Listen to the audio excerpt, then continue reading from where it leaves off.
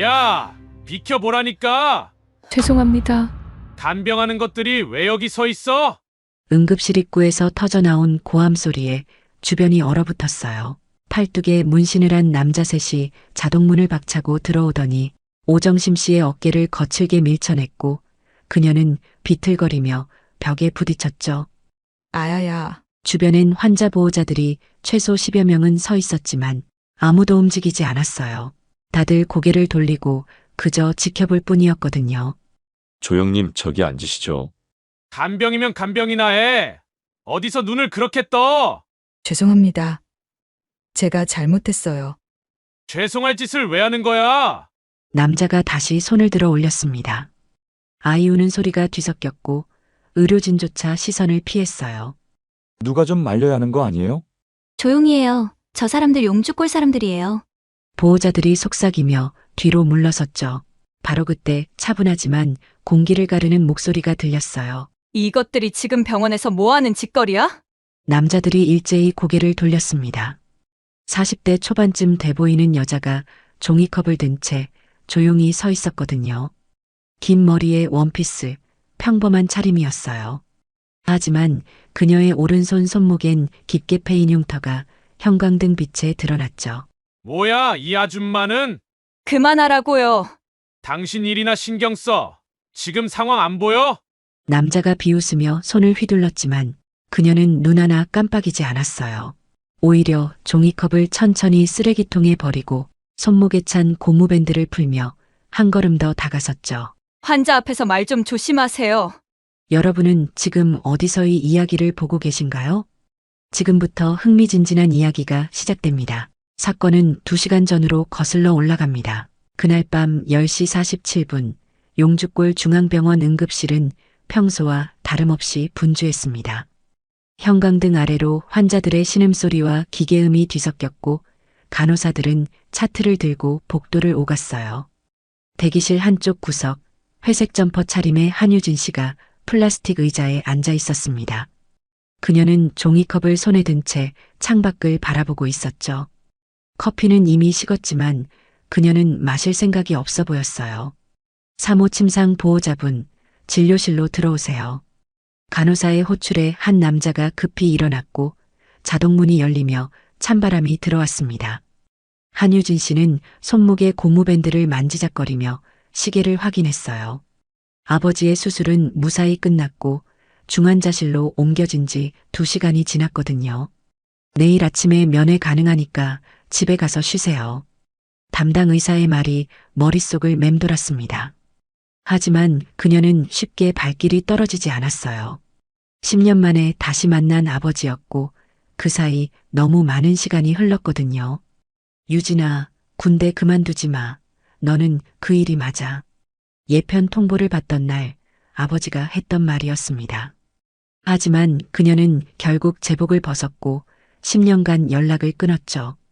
그 시간 동안 아버지는 홀로 병을 키웠고 이제야 그녀에게 연락을 했어요. 한유진 씨는 깊게 숨을 내쉬며 종이컵을 쓰레기통에 버렸습니다. 이제 가야지. 그녀가 가방을 챙기려는 순간이었어요.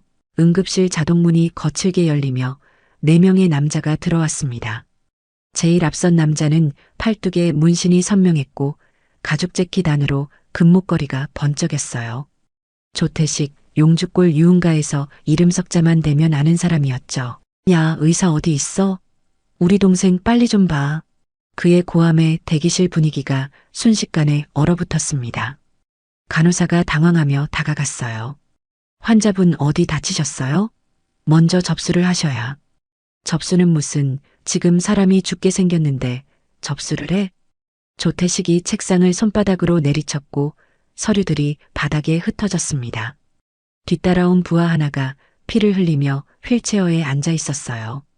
이마가 찢어졌고 셔츠는 핏자국으로 얼룩져 있었죠. 싸움하다 다친 거예요? 간호사의 조심스러운 질문에 조태식이 눈을 부라렸습니다. 싸움이 아니라 사고야, 사고. 빨리 치료나 해. 의사 한 명이 급히 달려와 환자를 진료실로 데려갔고 조태식 일당은 복도를 차지하며 담배를 꺼내 들었어요.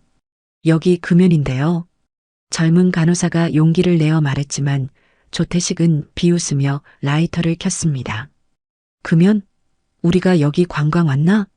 연기가 피어오르자 환자 보호자들이 기침을 하며 자리를 피했어요. 한유진 씨는 그 모습을 조용히 지켜보고 있었습니다. 표정은 변하지 않았지만 그녀의 손은 가방 끈을 단단히 쥐고 있었죠. 바로 그때였어요. 복도 한쪽에서 오정심 씨가 링거를 밀며 지나가고 있었습니다. 66세의 간병인인 그녀는 밤새 환자를 돌보느라 지쳐 보였어요. 허리를 굽히고 천천히 걷는 모습이 안쓰러웠죠. 조태식의 부하 하나가 복도 한가운데 서서 전화 통화를 하고 있었고 오정심 씨는 조심스럽게 옆으로 비켜가려 했습니다. 죄송합니다. 지나갈게요. 그녀의 작은 목소리가 들렸어요. 하지만 남자는 듣지 못한 척 전화를 계속했고 오정심 씨는 어쩔 수 없이 링거를 밀며 그의 옆을 지나갔죠. 그 순간이었습니다. 링거 바퀴가 남자의 운동화를 스쳤고 남자가 소리쳤어요. 야, 뭐 하는 거야? 오정심 씨는 깜짝 놀라 고개를 숙였습니다. 죄송합니다. 제가 조심은 무슨 할매가 눈이 있어 없어?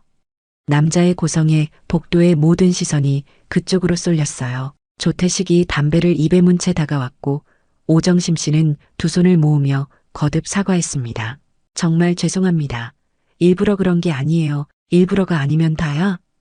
야, 간병이면 간병이나 해. 어디서 눈을 그렇게 떠? 조태식의 목소리가 응급실 전체를 울렸습니다. 오정심 씨의 얼굴이 창백하게 질렸어요. 그녀는 허리를 더욱 깊이 숙이며 떨리는 목소리로 말했어요. 죄송합니다. 정말 죄송합니다. 하지만 조태식은 멈추지 않았죠. 죄송하면 다야? 할매, 여기가 어디라고 함부로 돌아다녀. 그의 손이 오정심 씨의 어깨를 거칠게 밀쳤습니다. 링거가 흔들리며 바퀴가 삐걱거렸고 오정심 씨는 비틀거리며 뒤로 물러났어요. 아이고. 그녀의 등이 복도벽에 부딪히는 둔탁한 소리가 울렸습니다. 링거줄이 팔에서 빠질 뻔했고 그녀는 가슴을 쓸어내리며 숨을 몰아쉬었죠.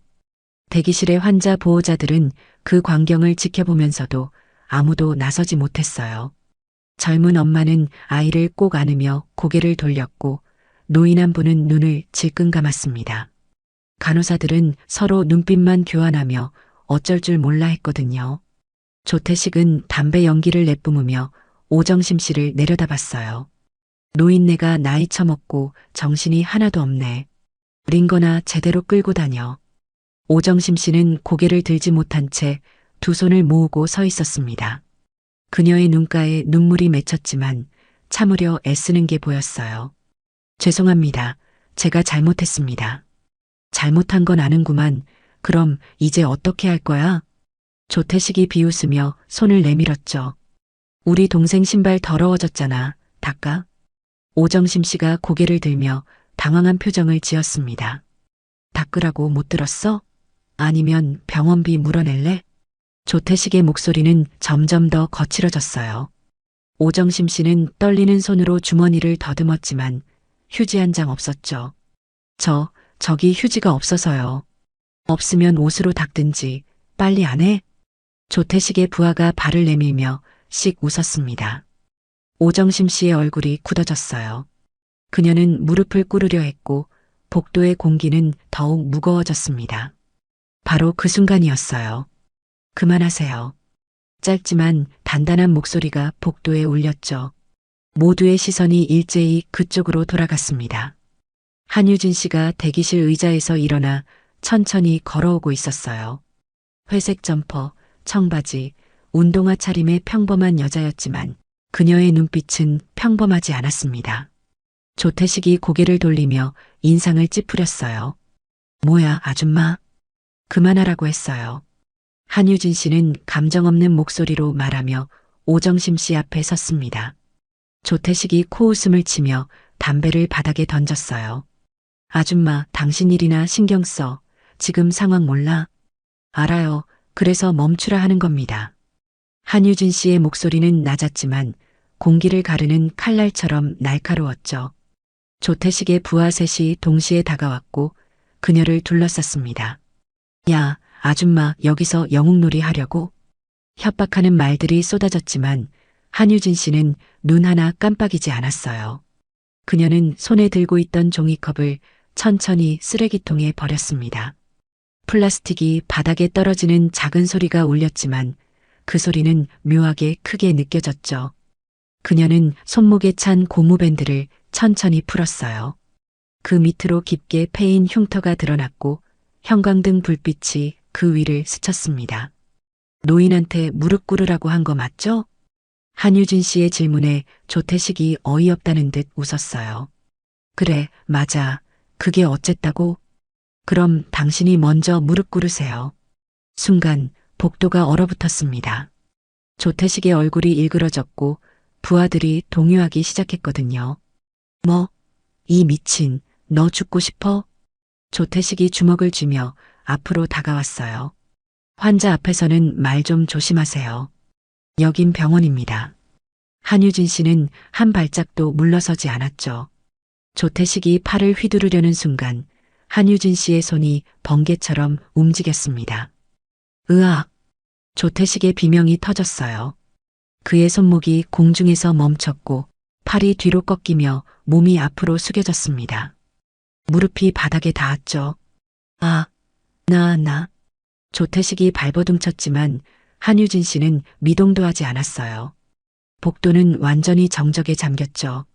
환자 보호자들은 숨을 죽인 채 그 광경을 지켜봤고 간호사들은 믿을 수 없다는 표정으로 서 있었어요. 한유진 씨는 조태식의 팔을 놓으며 차분하게 말했습니다. 노인을 밀친 게 별일 아닐지 몰라도 누군가한텐 그게 전부예요. 조태식은 바닥에 주저앉은 채 손목을 부여잡았어요. 그의 얼굴은 분노와 당혹감으로 일그러져 있었습니다. 한유진 씨는 오정심 씨를 돌아보며 조용히 물었어요. 괜찮으세요? 오정심 씨는 눈물을 흘리며 고개를 끄덕였습니다. 고맙습니다. 한유진 씨는 아무 말 없이 고개를 끄덕이고는 다시 대기실 쪽으로 걸어갔어요. 한유진 씨가 대기실 의자에 앉자 복도에는 여전히 무거운 침묵이 흘렀습니다. 조태식은 바닥에 주저앉은 채 손목을 문질렀고 부하들은 어쩔 줄 몰라 하며 서 있었어요. 형님, 괜찮으세요?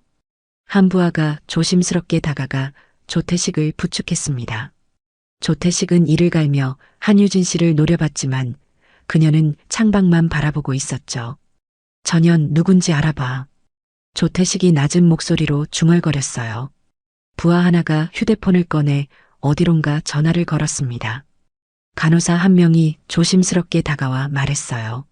저기요, 여기서 소란 피우시면 경찰 부를 수밖에 없는데요. 조태식이 비웃으며 일어섰습니다. 경찰? 불러봐. 어차피 우리가 맞은 쪽이잖아. 그는 손목을 털며 부하들에게 눈짓했어요. 야, 우리 동생 치료나 빨리 받게 해. 시간 낭비하지 말고. 조태식 일당은 진료실 쪽으로 사라졌고 복도에는 다시 평온이 찾아왔습니다. 오정심 씨는 링거를 밀며 천천히 한유진 씨에게 다가왔어요.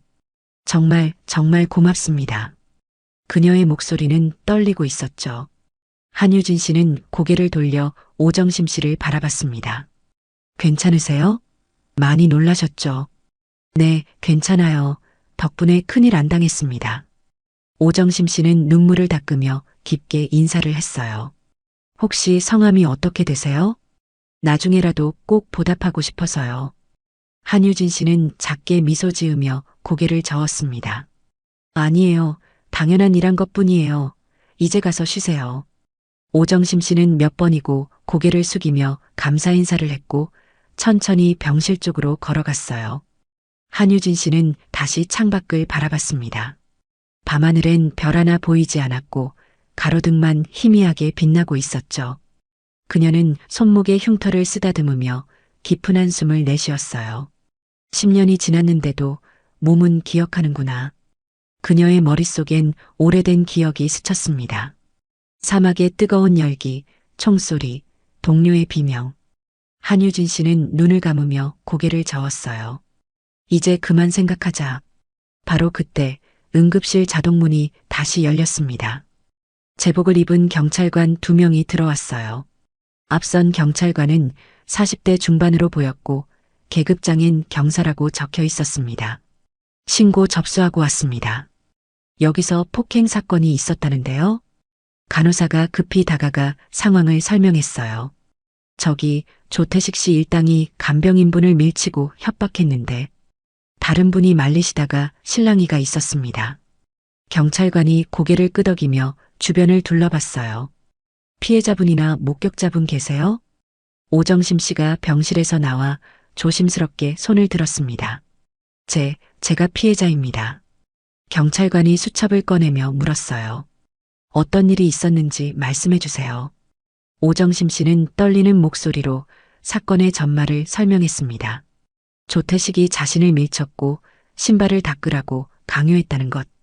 그리고 한유진 씨가 나서서 막았다는 것까지요.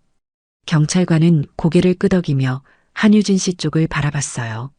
혹시 저분이 말리신 분이신가요? 오정심 씨가 고개를 끄덕였습니다.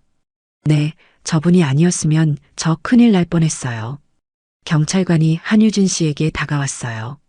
실례합니다. 잠깐 이야기 좀 나눌 수 있을까요? 한유진 씨는 천천히 고개를 돌리며 일어섰습니다. 네, 괜찮습니다. 경찰관은 그녀를 자세히 살펴봤어요. 평범한 차림, 차분한 태도, 하지만 어딘가 다른 분위기가 느껴졌죠. 성함이 어떻게 되시죠? 한유진입니다. 한유진 씨, 조태식 씨를 제압하셨다고 들었는데 어떻게 하신 거예요? 한유진 씨는 잠시 침묵하다가 대답했어요. 그냥 팔을 잡았을 뿐입니다. 과도한 힘을 쓴 건 아니에요. 경찰관이 눈을 가늘게 뜨며 물었습니다. 혹시 격투기나 무술 배우신 적 있으세요? 한유진 씨는 고개를 저었어요. 옛날에 조금 배웠습니다. 경찰관은 더 물어보려 했지만 한유진 씨의 표정이 더 이상 말하고 싶지 않다는 걸 말해주고 있었죠. 알겠습니다. 혹시 연락처 남겨주실 수 있을까요? 나중에 조사에 협조해 주셔야 할 수도 있습니다. 한유진 씨는 명함 한 장을 건넸어요. 경찰관이 명함을 받아들고 눈을 크게 떴습니다.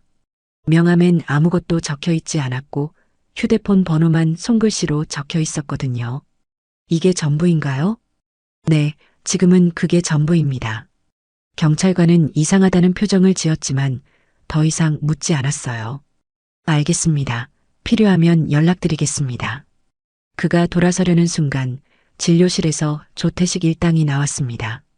조태식은 손목에 붕대를 감고 있었고 얼굴엔 분노가 가득했어요. 경찰관이 그를 보며 말했습니다. 조태식 씨, 폭행 및 협박 혐의로 조사받으셔야겠습니다. 조태식이 비웃으며 대답했어요. 폭행? 우리가 당한 쪽인데? 저 여자가 우릴 때렸다고. 그는 한유진 씨를 가리키며 소리쳤습니다. 저 여자 폭행죄로 고소할 거야. 복도가 다시 긴장감으로 가득 찼어요. 경찰관이 난처한 표정으로 한유진 씨와 조태식을 번갈아 봤습니다. 일단 두 분 다 진술서를 작성하셔야 할 것 같습니다. 조태식이 비웃으며 손목에 붕대를 들어 보였어요. 봐요, 증거 여기 있잖아. 저 여자가 내 팔을 비틀어서 인대가 늘어났다고요. 부하 하나가 거들었습니다. 맞아요. 우리 형님이 그냥 말만 했는데 저 여자가 갑자기 달려들었어요. 경찰관이 한숨을 쉬며 수첩을 꺼냈어요. 목격자분들, 당시 상황 보신 분 계세요? 대기실에 있던 보호자 몇몇이 고개를 들었지만 아무도 선뜻 나서지 않았습니다. 조태식이 주변을 날카롭게 쳐다보자 사람들은 고개를 돌렸죠. 간호사 한 명이 용기를 내어 말했어요. 저 조태식 씨가 먼저 오정심 씨를 밀쳤고 신발 닦으라고 강요했습니다. 조태식이 코웃음 쳤어요. 강요? 그냥 농담이었는데 말기도 못 알아듣나? 경찰관이 눈살을 찌푸렸습니다. 농담치고는 과했던 것 같은데요. 과하든 말든 일단 저 여자가 날 때린 건 사실이잖아요. 조태식의 목소리가 높아졌어요. 한유진 씨는 여전히 침착한 표정으로 서 있었습니다. 정당방위였습니다. 노인을 폭행하는 걸 막았을 뿐이에요. 정당방위? 웃기고 있네. 넌 지금 폭행죄야. 조태식이 손가락을 들이밀며 소리쳤죠. 경찰관이 중간에 끼어들었어요. 일단 파출소로 동행하셔서 정확한 조사를 받으시죠. 한유진 씨는 고개를 끄덕였습니다. 조태식이 씩 웃으며 부하들에게 눈짓했어요. 일행이 응급실을 나서려는 순간 자동문이 다시 열렸습니다. 제복을 입은 또 다른 경찰관이 들어왔어요. 그는 40대 후반으로 보였고 계급장엔 경위라고 적혀 있었습니다. 박준호 경위, 용주골 파출소 순찰팀장이었죠. 무슨 일이야? 그가 후배 경사에게 물었어요. 박준호 경위는 주변을 둘러보다가 한유진 씨와 눈이 마주쳤습니다. 순간 그의 표정이 굳어졌어요. 잠깐만. 그는 천천히 한유진 씨에게 다가왔습니다. 한유진 씨는 무표정한 얼굴로 그를 바라봤어요. 박준호 경위가 조심스럽게 물었습니다. 혹시 한유진 중위님 아니십니까? 복도의 공기가 순식간에 얼어붙었어요. 조태식이 의아한 표정으로 물었습니다. 중위, 뭔 소리야? 박준호 경위는 한유진 씨를 뚫어지게 바라봤어요. 10년 전 파병 나가셨던 해군 특수전단 UDT 중위님 맞으시죠? 한유진 씨는 잠시 침묵하다가 작게 고개를 끄덕였습니다. 오래전 일입니다. 박준호 경위의 얼굴에 놀라움이 번졌어요. 제가 예비군 훈련 때 중위님께 교육받았습니다. 그때 정말 많이 배웠습니다. 그는 깊게 인사를 했죠. 주변 사람들은 믿을 수 없다는 표정으로 한유진 씨를 바라봤어요. 간호사들은 수군거렸고 환자 보호자들은 놀란 눈으로 속삭였습니다. 조태식의 얼굴이 창백해졌어요. UDT? 그게 뭔데? 부하 하나가 떨리는 목소리로 말했습니다. 형님, 그거 해군 특수부대예요. 진짜 위험한 애들이에요. 조태식의 손이 떨렸습니다. 박준호 경위가 조태식을 돌아보며 차갑게 말했어요. 조태식 씨, 지금 누구한테 시비 거신 건지 아세요? 조태식은 말을 잇지 못했죠. 박준호 경위는 후배 경사에게 눈짓했습니다. 조태식 씨 일당, 폭행 및 협박 혐의로 연행해 CCTV 확보하고. 네, 알겠습니다. 조태식이 발버둥 쳤어요. 아니, 잠깐만요. 우리가 피해자라니까요. 하지만 경찰관들은 이미 그의 말을 듣지 않았습니다. 부하들은 순순히 따라 나섰고 조태식은 이를 갈며 한유진 씨를 노려봤어요. 이게 끝이 아니야, 기억해둬. 그가 끌려나가자 복도엔 다시 정적이 흘렀습니다. 박준호 경위가 한유진 씨에게 다가와 말했어요. 중위님, 진술서 작성은 내일 오셔도 됩니다. 한유진 씨는 고개를 저었습니다. 괜찮습니다. 지금 작성할게요. 경위는 고개를 끄덕이며 존경의 눈빛을 보냈어요. 한유진 씨는 가방을 챙기며 오정심 씨를 돌아봤습니다. 괜찮으시죠? 오정심 씨는 눈물을 글썽이며 고개를 끄덕였어요. 네, 정말 고맙습니다. 은인이세요. 한유진 씨는 작게 미소 지으며 복도를 걸어 나갔습니다. 그녀의 뒷모습을 지켜보던 사람들은 모두 숙연한 표정이었어요. 누군가 작게 속삭였습니다. 저런 분이 우리 곁에 계셨다니.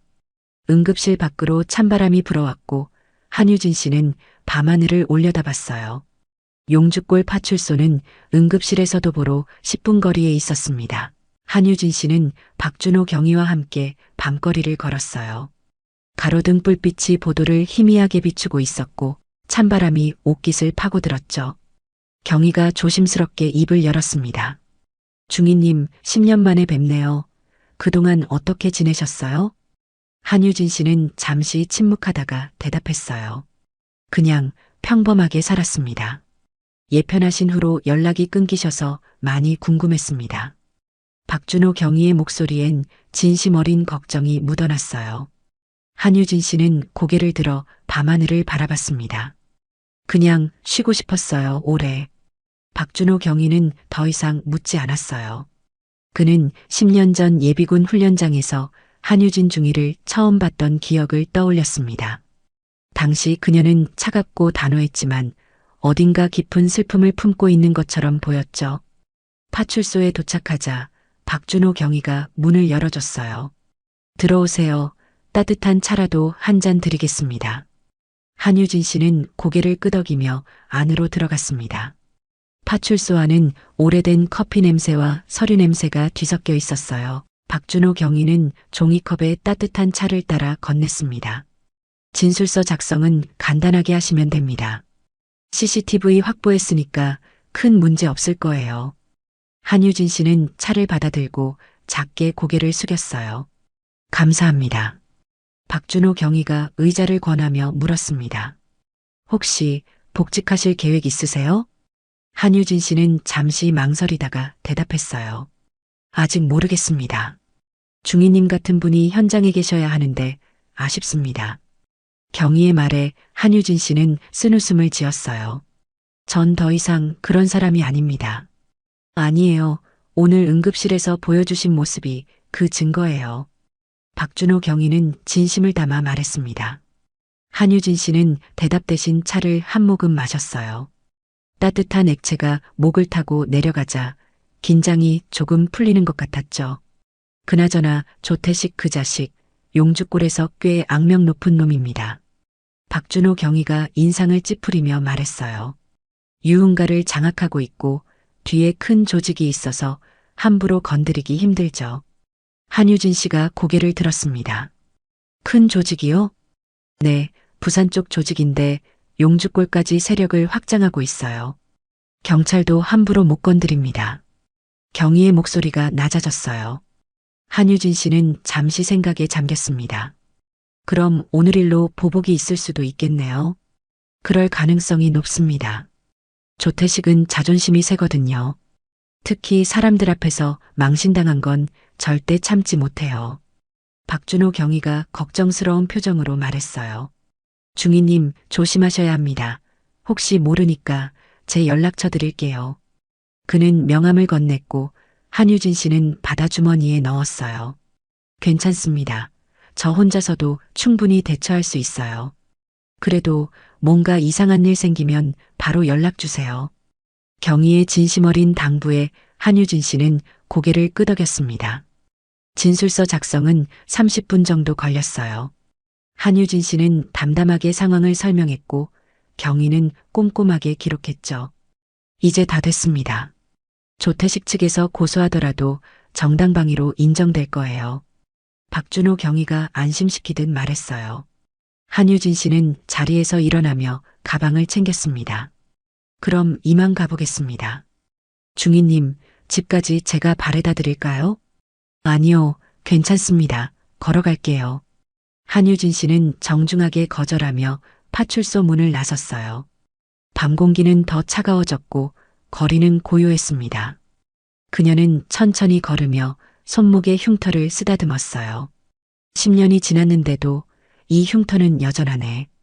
그녀의 머릿속엔 오래된 기억이 떠올랐습니다. 사막의 작전, 매복 공격, 그리고 동료의 마지막 모습. 유진아 먼저 가. 나는 여기서 끝이야. 동료의 목소리가 귓가에 맴돌았어요. 한유진 씨는 눈을 질끈 감으며 고개를 저었습니다. 그만 생각하자. 이제 그만. 하지만 기억은 쉽게 지워지지 않았죠. 그녀는 병원 쪽으로 발길을 돌렸어요. 아버지가 계신 중환자실 내일 아침이면 면회가 가능하다고 했습니다. 10년 만에 만나는 아버지, 뭐라고 말해야 할까? 한유진 씨는 깊은 한숨을 내쉬며 밤거리를 걸었습니다. 그녀의 뒷모습은 외로워 보였고 가로등 그림자가 길게 늘어져 있었어요. 다음 날 아침 9시 한유진 씨는 중환자실 앞에 서 있었습니다. 하얀 복도는 소독약 냄새로 가득했고 기계음이 낮게 울리고 있었어요. 면회 시간을 알리는 전광판이 깜빡거렸죠. 한유진 씨는 손에 든 과일 바구니를 내려다봤습니다. 10년 만이야 뭐라고 말해야 하지. 그녀는 깊게 숨을 들이마시고 중환자실 문을 열었어요. 침대에 누워있는 아버지의 모습이 눈에 들어왔습니다. 한철수 씨, 70세. 10년 전보다 훨씬 야위었고 머리카락은 거의 하얗게 변해 있었어요. 산소 마스크를 쓴 채 눈을 감고 있는 모습이 안쓰러웠죠. 한유진 씨는 조용히 의자를 끌어당겨 앉았습니다. 아버지. 그녀의 작은 목소리에 한철수 씨가 천천히 눈을 떴어요. 유진아.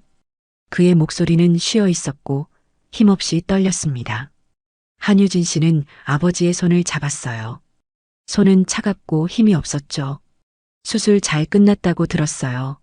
이제 괜찮으실 거예요. 한철수 씨는 작게 고개를 끄덕였습니다. 미안하다. 10년 만에 연락한 게 이런 모습으로. 아니에요. 제가 먼저 연락했어야 했는데. 한유진 씨의 목소리가 떨렸어요. 한철수 씨는 딸의 손을 꼭 쥐며 말했습니다. 유진아, 넌 아직도 그때 일 생각하니? 한유진 씨는 잠시 침묵했어요. 가끔요. 그때 일 내 잘못이 아니야. 넌 최선을 다했어. 한철수 씨의 말에 한유진 씨는 고개를 숙였습니다. 10년 전 사막 한가운데서 벌어진 매복 작전이 떠올랐어요. 동료 3명이 그날 목숨을 잃었고 한유진 씨만 살아남았죠. 제가 더 빨리 판단했어야 했는데요. 유진아, 전쟁터에서 완벽한 판단 같은 건 없어. 넌 이미 충분히 잘했단다. 한철수 씨는 딸의 손을 더 세게 쥐었습니다. 한유진 씨는 눈물을 참으며 고개를 끄덕였어요. 아버지, 이제 편히 쉬세요. 제가 옆에 있을게요. 고맙다, 유진아. 한철수 씨는 다시 눈을 감았고 한유진 씨는 그의 손을 놓지 않았어요. 바로 그때 복도에서 인기척이 들렸습니다. 간호사가 급히 들어오며 말했어요. 보호자분, 잠깐 나오실 수 있으세요? 한유진 씨는 고개를 들며 물었습니다. 무슨 일이세요? 저기 밖에 찾아오신 분이 계신데 급한 일이라고 하시네요. 한유진 씨는 아버지를 돌아보며 일어섰어요. 금방 올게요, 아버지. 복도로 나가자 박준호 경위가 심각한 표정으로 서 있었습니다. 중위님, 급히 연락드려야 할 일이 생겼습니다. 무슨 일이죠? 한유진 씨의 표정이 굳어졌어요. 박준호 경위는 주변을 둘러보며 낮은 목소리로 말했습니다. 조태식이 석방됐습니다. 벌써요? 어제 연행했는데요. 조직에서 변호사를 붙였어요. 증거 불충분으로 풀려났습니다. 박준호 경위의 목소리엔 분노가 섞여 있었어요. 한유진 씨는 침착하게 물었습니다. 그래서요? 조태식이 병원 주변을 돌아다니고 있습니다. 부하들까지 데리고요. 아마 중위님을 찾는 것 같습니다. 박준호 경위가 걱정스러운 눈빛으로 말했어요. 한유진 씨의 눈빛이 차갑게 변했습니다. 제가 나가겠습니다. 중위님, 혼자 나가시면 위험합니다. 제가 동행하겠습니다. 박준호 경위가 말렸지만 한유진 씨는 고개를 저었어요. 괜찮습니다. 제가 알아서 할게요. 하지만 저쪽은 여럿이고. 경위님, 이건 제 일입니다. 한유진 씨의 단호한 목소리에 박준호 경위는 더 이상 말하지 못했어요. 한유진 씨는 중환자실 쪽을 돌아보며 작게 한숨을 내쉬었습니다. 아버지 옆에 있고 싶은데. 하지만 조태식을 그냥 둘 순 없었어요. 그녀는 가방을 챙기며 복도를 걸어 나갔습니다. 박준호 경위가 뒤따라오며 말했어요. 최소한 제가 밖에서 대기하고 있겠습니다. 한유진 씨는 고개를 끄덕였어요. 엘리베이터를 타고 1층으로 내려가자 병원 로비가 보였습니다. 유리문 너머로 조태식과 부하 5명이 서 있는 게 보였어요. 조태식은 팔에 깁스를 한 채 주변을 살피고 있었죠. 한유진 씨는 로비를 천천히 걸어 나갔습니다. 자동문이 열리자 조태식이 고개를 돌렸어요. 왔네. 그의 입가에 비웃음이 번졌습니다. 부하들이 일제히 한유진 씨를 둘러쌌어요. 한유진 씨는 표정 하나 변하지 않고 서 있었습니다. 무슨 일이세요? 무슨 일? 어제 내 팔 부러뜨린 거 벌써 잊었어? 조태식이 깁스를 든 팔을 들어 보이며 소리쳤어요. 한유진 씨는 차갑게 대답했습니다. 정당방위였고 경찰 조사도 끝났어요. 더 이상 할 말 없습니다. 할 말 없다고? 내가 누군지 알아? 조태식의 얼굴이 일그러졌어요. 한유진 씨는 한 걸음 앞으로 나서며 말했습니다. 알아요. 용주골 조폭 중간 보스죠. 그거 말고 더 있나요? 순간 주변 공기가 얼어붙었어요. 조태식의 얼굴이 붉게 달아올랐습니다. 이 여자가 지금 나한테 도전하는 거야? 부하들이 일제히 한 걸음씩 다가왔어요. 한유진 씨는 미동도 하지 않고 서 있었습니다. 병원 입구 앞 오가는 사람들이 이 광경을 지켜보며 수군거렸어요. 저기 또 싸움 나는 거 아니야? 경찰 불러야 하는 거 아니야? 조태식이 손을 들어 부하들을 제지했습니다. 잠깐, 여기서 시끄럽게 하면 경찰 또 온다. 저 여자 차 있어? 부하 하나가 주차장 쪽을 가리켰어요. 네, 형님, 저기 회색 소나타요. 조태식이 비웃으며 말했습니다. 좋아, 주차장으로 가자. 거기서 이야기하지. 한유진 씨는 침착하게 대답했어요. 싫은데요. 여기서 할 말 있으면 하세요. 야, 지금 협박하는 거 아니야. 그냥 조용한 데서 이야기하자는 거지. 조태식의 목소리엔 거짓된 친절이 묻어났어요. 한유진 씨는 그의 의도를 꿰뚫어 보고 있었습니다. 주차장으로 유인하려는 거군. 하지만 그녀는 물러서지 않았어요.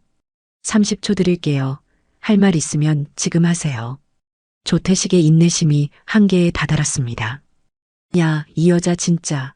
너 지금 날 무시하는 거지? 무시가 아니라 거절입니다. 갈 길 바쁘니까 비켜주세요.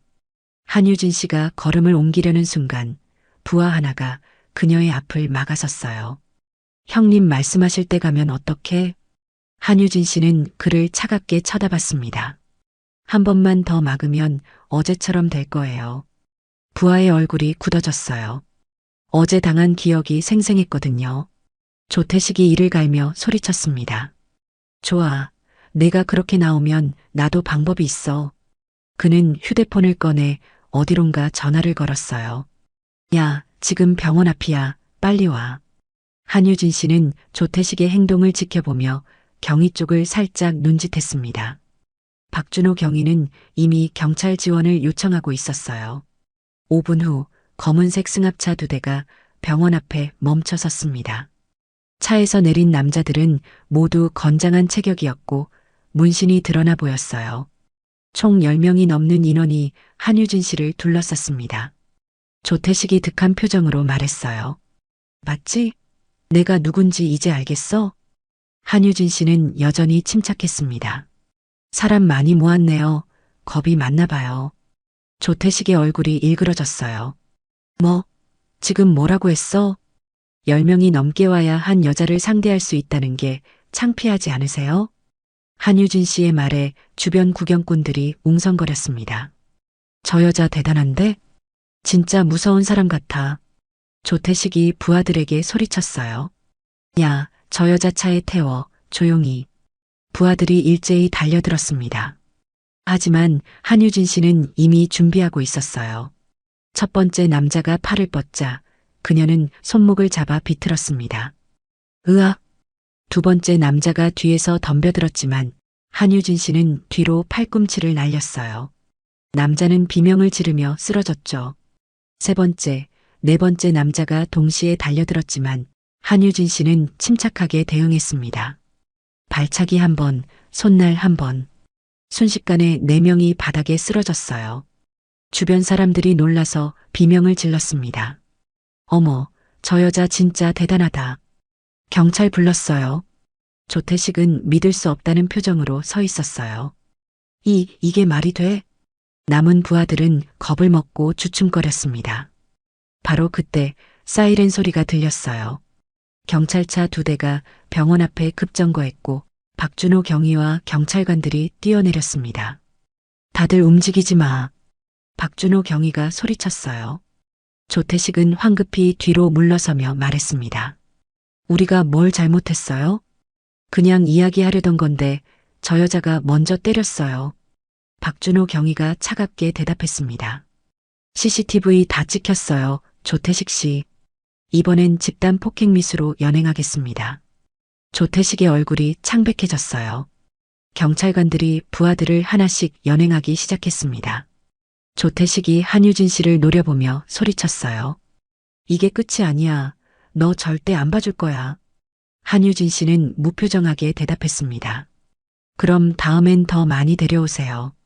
조태식은 이를 갈며 경찰차에 실려갔어요. 박준호 경위가 한유진 씨에게 다가왔습니다. 중이님 괜찮으세요? 네, 괜찮습니다. 한유진 씨는 손목을 털며 병원 쪽을 돌아봤어요. 아버지가 걱정하시겠다. 그녀는 다시 병원 안으로 걸어 들어갔습니다. 구경꾼들은 여전히 놀란 표정으로 그녀를 바라보고 있었어요. 저 사람 진짜 누구야? 군인이었다며 특수부대. 한유진 씨의 뒷모습이 병원 문 너머로 사라졌습니다. 한유진 씨는 중환자실로 돌아왔습니다. 아버지 한철수 씨는 여전히 잠들어 있었고 기계음만이 조용히 울리고 있었어요. 한유진 씨는 의자에 앉으며 깊은 한숨을 내쉬었습니다. 손목이 약간 쑤셨지만 큰 부상은 없었어요. 이제 좀 끝나려나. 그녀는 창밖을 바라보며 생각에 잠겼습니다.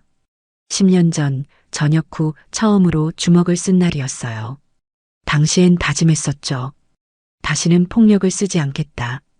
하지만 어제와 오늘 그녀는 결국 옛 습관으로 돌아갔습니다. 내가 변한 게 아니었나 봐. 한유진 씨는 손목에 흉터를 쓰다듬었어요. 바로 그때 중환자실 문이 조용히 열렸습니다. 오정심 씨가 조심스럽게 들어오고 있었어요. 저기 실례해도 될까요? 한유진 씨는 고개를 들며 놀란 표정을 지었습니다. 오정심 씨, 어떻게 여기를? 간호사한테 물어봤어요. 아버님이 여기 계시다고 들었습니다. 오정심 씨는 손에 작은 보자기를 들고 있었어요. 이거 제 정성이에요. 받아주세요. 한유진 씨는 손을 내저었습니다. 아니에요. 괜찮아요. 당연한 일한 것뿐인데요. 아니에요. 저한테는 정말 큰 은혜였어요. 만약 그때 유진 씨가 안 계셨으면 전. 오정심 씨의 목소리가 떨렸어요. 한유진 씨는 작게 미소 지으며 보자기를 받았습니다. 그럼 감사히 받을게요. 보자기 안에는 정성스럽게 싼 김밥이 들어 있었어요. 제가 직접 만들었어요. 맛없어도 이해해 주세요. 오정심 씨는 수줍게 웃으며 말했습니다. 한유진 씨는 김밥을 하나 집어 먹었어요. 맛있어요. 정말 고마워요. 오정심 씨는 안도의 한숨을 내쉬며 한철수 씨를 바라봤습니다. 아버님 많이 편찮으시나 봐요. 네, 수술하셨는데 회복 중이세요. 유진 씨, 효녀시네요. 아버님 옆에 계속 계셔주시고.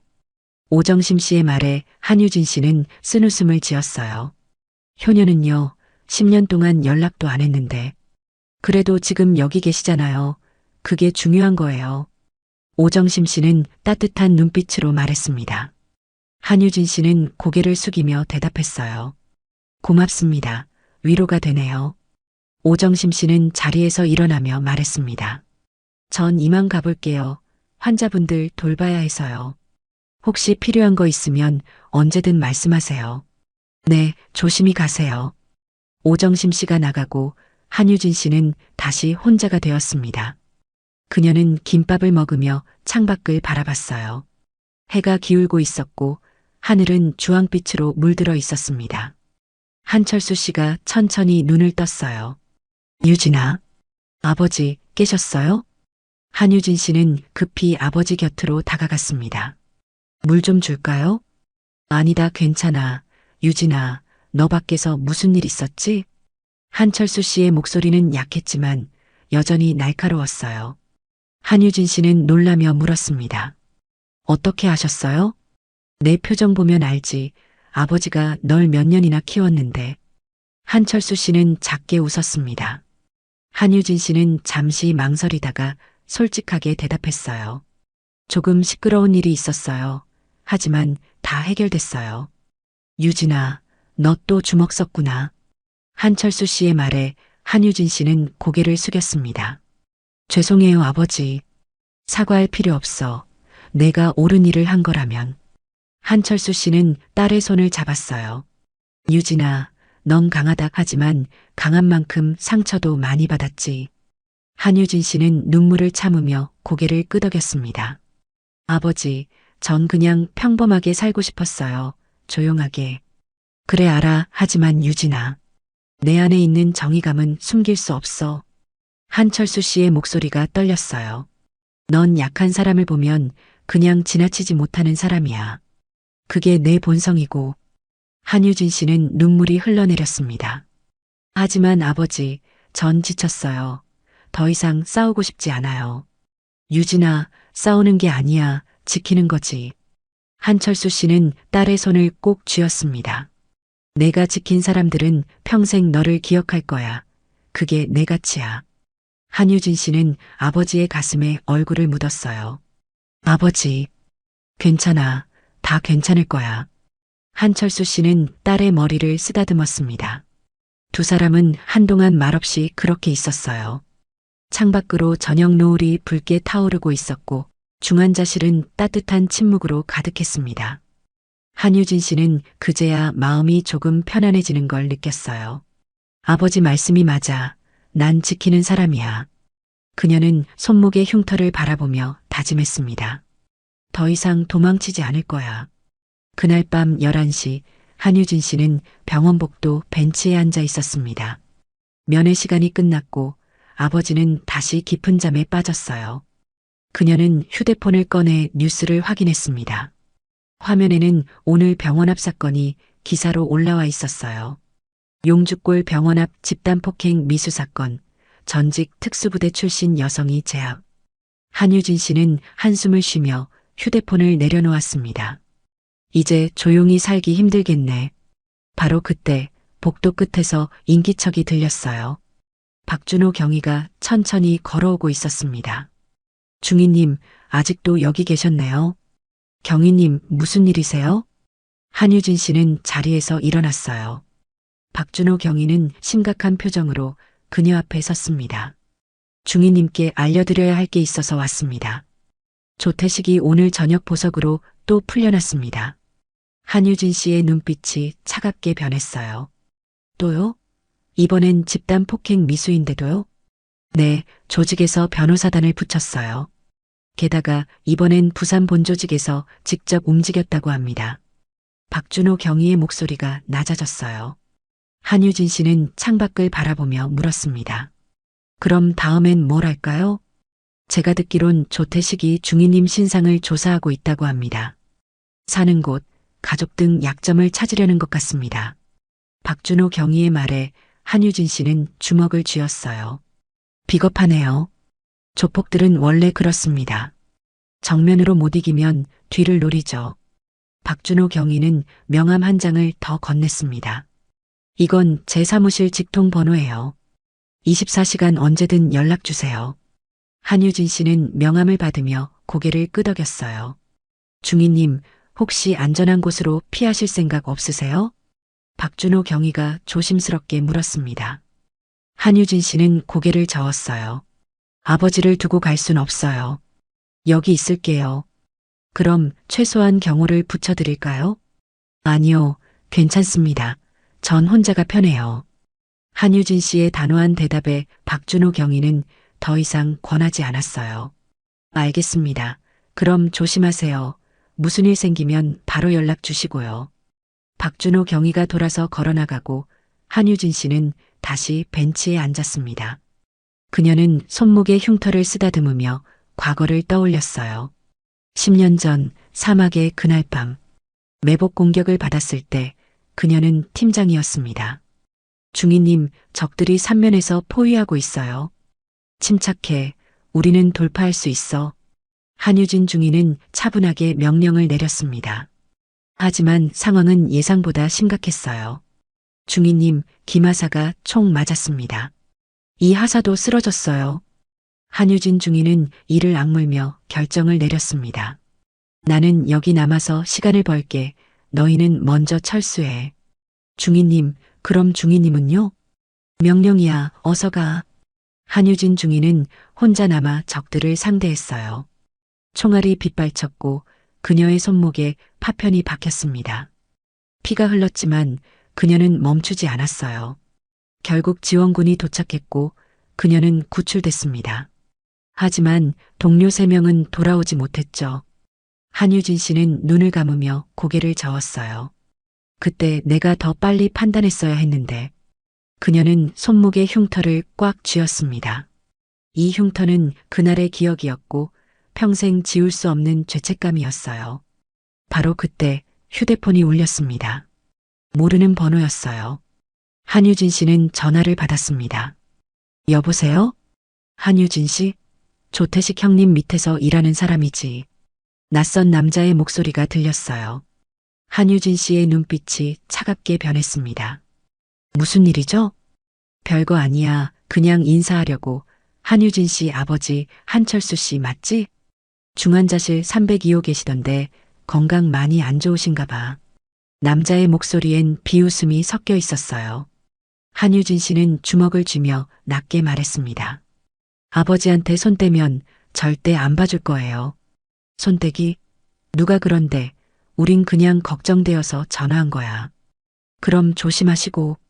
전화가 끊어졌어요. 한유진 씨는 휴대폰을 꽉 쥐었습니다. 손이 떨렸고 분노가 치밀어 올랐어요. 아버지를 건드리겠다고? 그녀는 중환자실 쪽을 바라봤습니다. 한유진 씨는 자리에서 일어나 중환자실 문 앞에 섰습니다. 절대 아무도 아버지한테 손 못 대게 할 거야. 그녀의 눈빛엔 단호한 결심이 서려 있었어요. 밤은 깊어가고 있었고 병원 복도는 고요했습니다. 하지만 한유진 씨는 한치의 흔들림도 없이 아버지를 지키고 있었어요. 다음 날 새벽 5시 한유진 씨는 중환자실 앞 의자에서 잠들어 있었습니다. 복도는 고요했고 간호사들만 조용히 순찰을 돌고 있었어요. 갑자기 엘리베이터 문이 열리며 발소리가 들렸습니다. 한유진 씨는 본능적으로 눈을 떴어요. 복도 끝에서 3명의 남자가 천천히 걸어오고 있었습니다. 평범한 옷차림이었지만 그들의 움직임은 평범하지 않았어요. 한유진 씨는 자리에서 일어나 중환자실 문 앞을 막아섰습니다. 누구세요?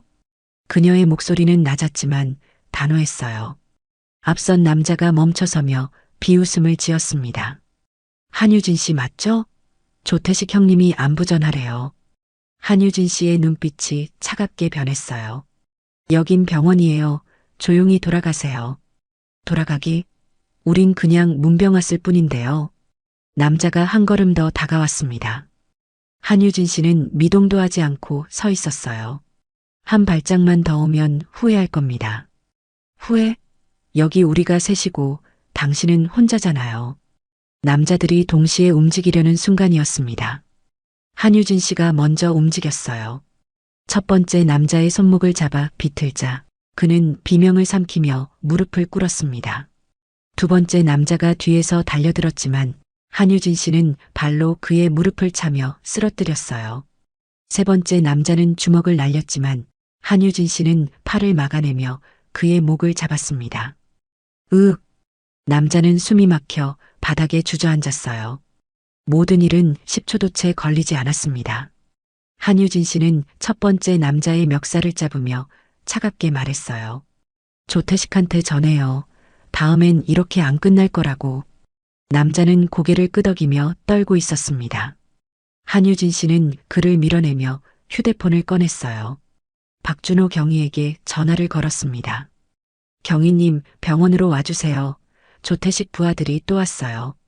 지금 바로 갑니다. 전화를 끊고 한유진 씨는 쓰러진 남자들을 내려다봤습니다. 간호사 한 명이 급히 달려와 물었어요. 무슨 일이에요? 괜찮아요. 경찰이 곧 올 거예요.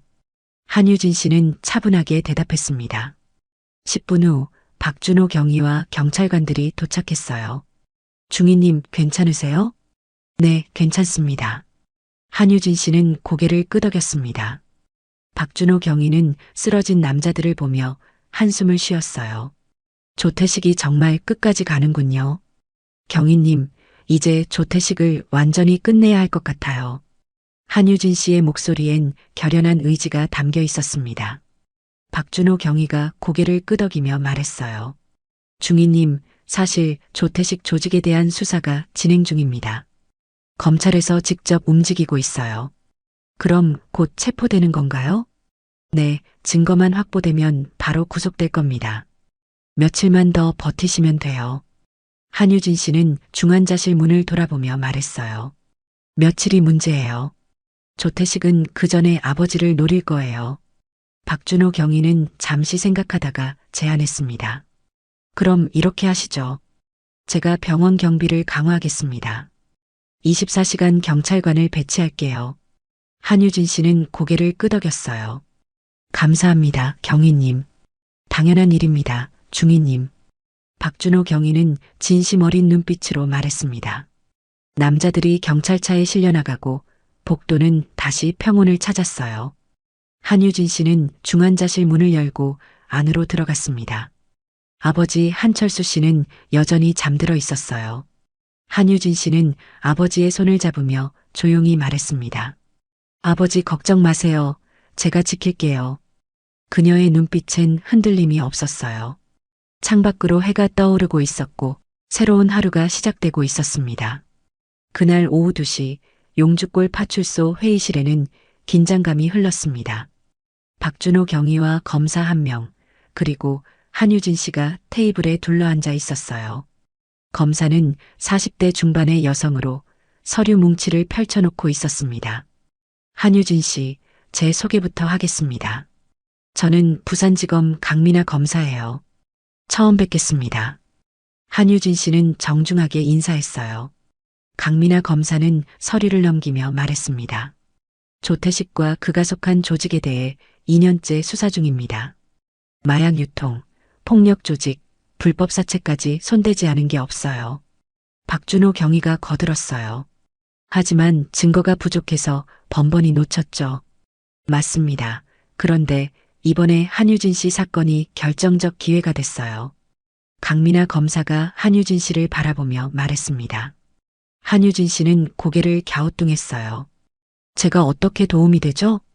조태식이 한유진 씨를 집요하게 노리면서 실수를 하고 있어요. 병원 CCTV, 목격자 진술, 협박전화 녹취까지 이번엔 증거가 충분합니다. 강민아 검사의 목소리엔 확신이 담겨 있었어요. 한유진 씨는 잠시 생각하다가 물었습니다. 그럼 언제 체포하실 건가요?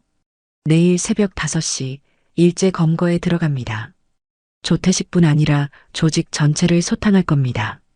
강민아 검사가 단호하게 말했어요. 박준호 경위가 덧붙였습니다. 중위님, 그때까지만 조금만 더 참아주세요. 내일이면 모든 게 끝납니다. 한유진 씨는 고개를 끄덕였어요. 알겠습니다. 회의가 끝나고 한유진 씨는 파출소를 나섰습니다. 해는 서쪽으로 기울고 있었고 거리엔 퇴근길 사람들로 붐볐어요. 한유진 씨는 병원으로 돌아가는 길에 편의점에 들렀습니다. 아버지를 위한 죽과 과일을 샀어요. 계산을 마치고 밖으로 나오는데 낯익은 얼굴이 보였습니다. 오정심 씨였어요. 유진 씨. 오정심 씨가 반갑게 손을 흔들며 다가왔습니다. 오정심 씨, 퇴근하세요? 네, 오늘 야간 근무는 없어서 일찍 끝났어요. 아버님은 좀 어떠세요? 많이 좋아지셨어요. 덕분에요. 한유진 씨는 작게 미소 지었습니다. 오정심 씨는 한유진 씨의 표정을 살피며 조심스럽게 물었어요. 유진 씨, 혹시 무슨 걱정 있어요? 표정이 어두워 보여서요. 한유진 씨는 잠시 망설이다가 대답했습니다. 아니에요, 괜찮아요. 유진 씨, 저한테 말해줘도 돼요. 혼자 끙끙 앓지 말고요. 오정심 씨의 따뜻한 눈빛에 한유진 씨는 마음이 조금 열렸어요.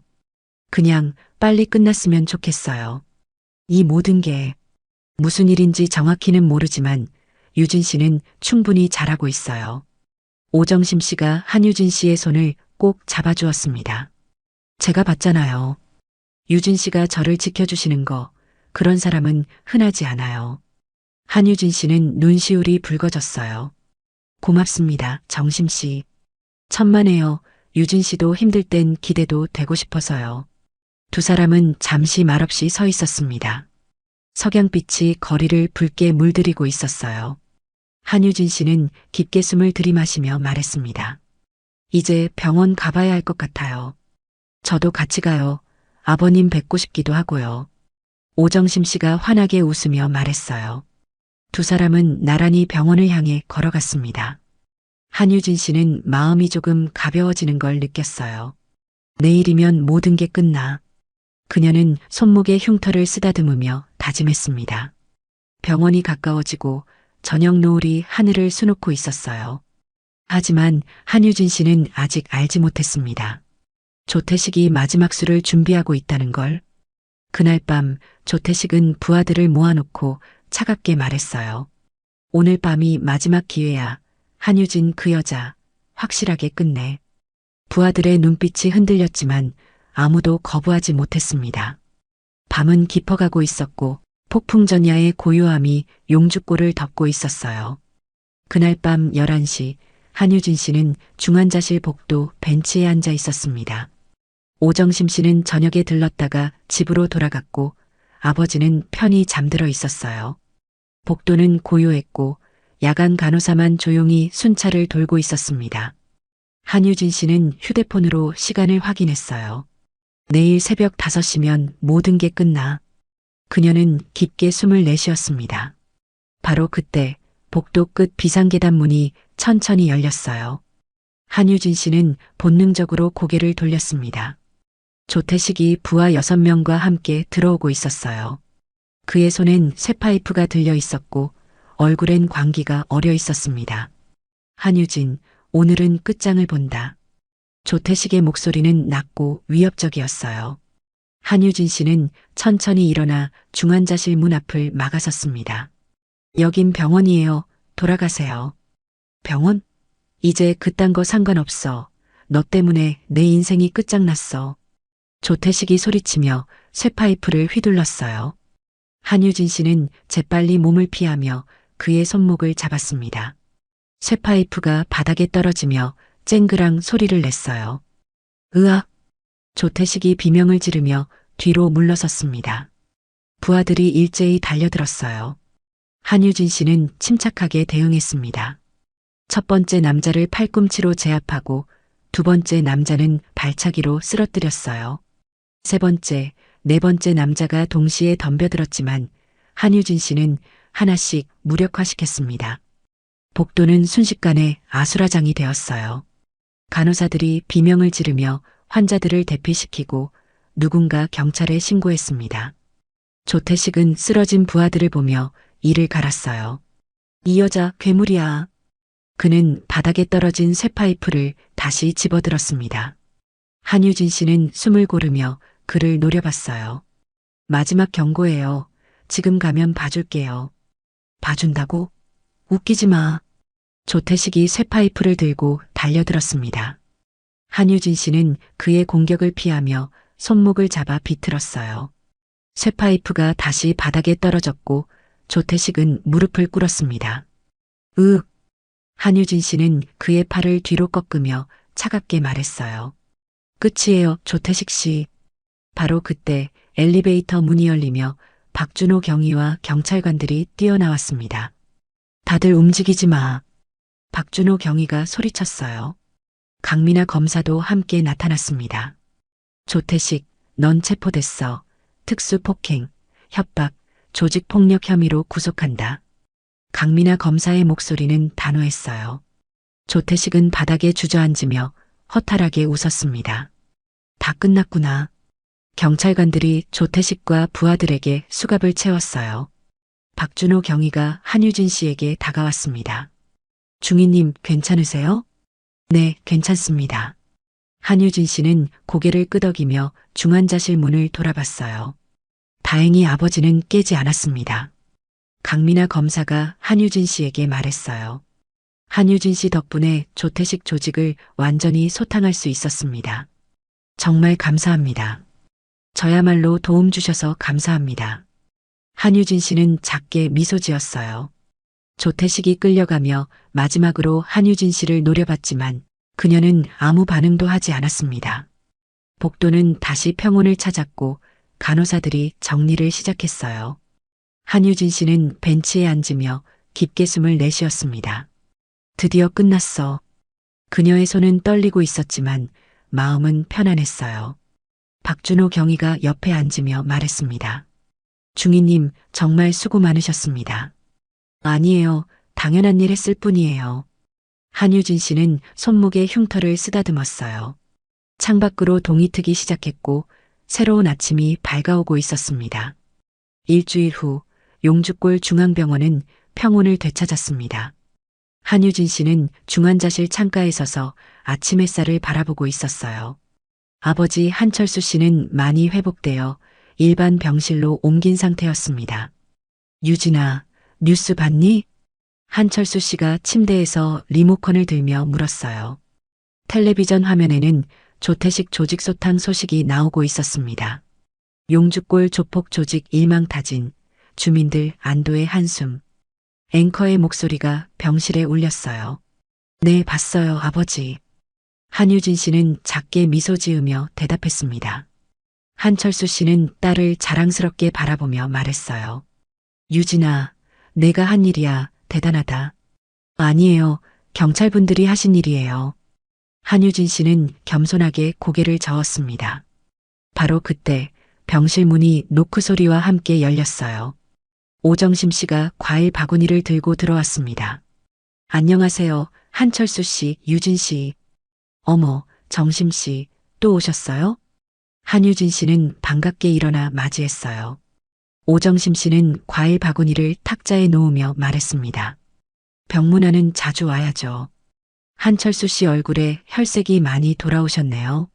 정심 씨 덕분입니다. 자주 와주셔서 고맙습니다. 한철수 씨는 환하게 웃으며 인사했어요. 세 사람은 담소를 나누며 평화로운 시간을 보냈습니다.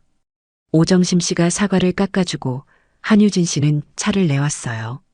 유진 씨, 이제 앞으로 뭐 하실 거예요? 오정심 씨가 조심스럽게 물었습니다. 한유진 씨는 창밖을 바라보며 잠시 생각했어요. 아직 잘 모르겠어요. 일단 아버지 회복하시는 걸 돕고 싶어요. 그것도 좋지만 유진 씨는 더 큰일 하실 분 같아요. 오정심 씨의 말에 한철수 씨도 고개를 끄덕였습니다. 맞아, 유진아, 넌 사람들을 지키는 일이 맞아. 한유진 씨는 손목에 흉터를 쓰다듬으며 말했어요. 글쎄요, 10년 동안 도망쳤던 제가 다시 그 길로 갈 수 있을지 모르겠어요. 한철수 씨가 딸의 손을 잡았습니다. 유진아, 넌 도망친 게 아니야. 쉬었던 거지. 이제 다시 일어설 때가 된 것 같구나. 한유진 씨는 아버지의 눈을 바라봤어요. 그 눈빛엔 믿음과 격려가 가득했습니다. 바로 그때 병실 문이 다시 열렸어요. 박준호 경위가 꽃다발을 들고 들어왔습니다. 실례합니다. 문병 왔습니다. 어머, 경위님. 한유진 씨는 놀라며 일어났어요. 박준호 경위는 꽃다발을 한철수 씨에게 건네며 말했습니다. 한철수 씨, 쾌차하셔서 다행입니다. 고맙습니다, 경위님. 한철수 씨는 웃으며 꽃을 받았어요. 박준호 경위는 한유진 씨를 돌아보며 진지하게 말했습니다. 중위님, 사실 오늘 드릴 말씀이 있어서 왔습니다. 무슨 말씀이세요? 경찰청에서 중위님께 감사패를 수여하고 싶다고 합니다. 용주골 주민들의 안전을 지켜주신 공로를 인정해서요. 한유진 씨는 손을 내저었어요. 아니에요.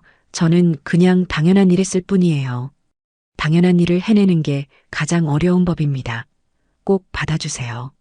박준호 경위의 진심 어린 부탁에 한유진 씨는 고개를 끄덕였습니다. 알겠습니다. 감사히 받을게요. 오정심 씨가 박수를 치며 말했어요. 와, 유진 씨 정말 대단하세요. 병실은 따뜻한 웃음으로 가득 찼습니다. 한철수 씨는 딸을 바라보며 흐뭇하게 미소 지었어요. 창밖으로 햇살이 따스하게 들어오고 있었고 용주골엔 평화가 찾아왔습니다. 한유진 씨는 손목의 흉터를 다시 쓰다듬었어요. 이제 그 흉터는 더 이상 아픈 기억이 아니었습니다. 그녀가 지켜낸 사람들의 증표였죠. 한 달 후 용주골 커뮤니티 센터는 사람들로 붐볐습니다. 용주골 안전영웅 감사의 밤 현수막이 걸려 있었고 주민들이 모여 있었어요. 한유진 씨는 단상 옆에 서서 어색한 표정을 짓고 있었습니다. 무대 아래엔 아버지 한철수 씨, 오정심 씨, 박준호 경위가 앉아 있었어요. 사회자가 마이크를 들고 말했습니다. 오늘 이 자리는 한유진 씨의 용기로 우리 용주골이 안전해진 것을 기념하는 자리입니다. 박수 소리가 홀을 가득 채웠어요. 한유진 씨는 고개를 숙이며 손을 흔들었습니다. 한유진 씨, 한 말씀 부탁드립니다. 사회자가 마이크를 건넸어요. 한유진 씨는 잠시 망설이다가 마이크를 받았습니다. 안녕하세요. 저는 한유진입니다. 그녀의 목소리는 떨리고 있었어요. 저는 그냥 옳은 일을 했을 뿐입니다. 누구라도 그 상황이었다면 똑같이 했을 거예요. 주민 한 분이 손을 들며 말했습니다. 아니에요. 우리는 다 겁나서 못했어요. 한유진 씨가 아니었으면 어떻게 됐을지 몰라요. 다른 주민들도 고개를 끄덕였어요. 한유진 씨는 그들을 바라보며 계속 말했습니다. 사실 저도 두려웠어요. 하지만 누군가는 해야 한다고 생각했습니다. 그녀는 오정심 씨를 바라봤어요. 특히 약한 사람들이 힘든 일을 당하는 걸 보면 그냥 지나칠 수가 없었어요. 오정심 씨는 눈물을 닦으며 고개를 끄덕였습니다. 한유진 씨는 손목에 흉터를 쓰다듬으며 말을 이었어요. 10년 전 저는 동료들을 잃었습니다. 제 판단이 늦어서 소중한 사람들이 떠났죠. 홀이 숙연해졌어요. 그때부터 저는 도망쳤습니다. 책임이 두려워서 또 누군가를 잃을까봐 겁이 나서요. 한유진 씨의 목소리가 떨렸습니다. 하지만 이번 일을 겪으면서 깨달았어요. 도망치는 건 해결책이 아니라는 걸. 그녀는 아버지를 바라봤어요. 한철수 씨는 따뜻한 눈빛으로 딸을 바라보고 있었습니다. 제 아버지가 말씀하셨어요. 싸우는 게 아니라 지키는 거라고. 한유진 씨는 깊게 숨을 들이마셨어요. 그래서 저는 다시 시작하려고 합니다. 사람들을 지키는 일을요. 박수 소리가 터져 나왔습니다. 주민들은 일어서서 박수를 쳤고 오정심 씨는 눈물을 흘리며 환호했어요. 한유진 씨는 감사의 인사를 하며 무대에서 내려왔습니다. 행사가 끝나고 주민들이 한유진 씨에게 다가와 악수를 청했어요. 고맙습니다, 한유진 씨. 덕분에 이제 밤에도 안심하고 다닐 수 있어요. 우리 용주골의 영웅이에요. 한유진 씨는 일일이 인사하며 미소 지었습니다. 오정심 씨가 다가와 한유진 씨를 꼭 안았어요. 유진 씨, 정말 자랑스러워요. 정심 씨, 고마워요. 덕분에 힘이 났어요. 두 사람은 한동안 그렇게 서 있었습니다. 박준호 경위가 다가오며 말했어요. 중위님, 혹시 복직 생각 있으세요? 한유진 씨는 잠시 생각하다가 대답했습니다. 아직은 아니에요. 하지만 다른 방법으로 사람들을 돕고 싶어요. 어떤 방법이죠?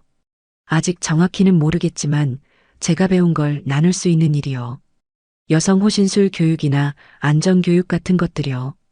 박준호 경위는 환하게 웃으며 고개를 끄덕였어요. 좋은 생각입니다. 필요하면 언제든 연락 주세요. 제가 도울게요. 감사합니다, 경위님. 한유진 씨는 홀을 나서며 밤하늘을 올려다봤습니다. 별들이 반짝이고 있었고 바람은 시원했어요. 아버지 한철수 씨가 옆으로 다가왔습니다. 유진아, 자랑스럽다. 아버지. 한유진 씨는 아버지의 팔을 잡았어요.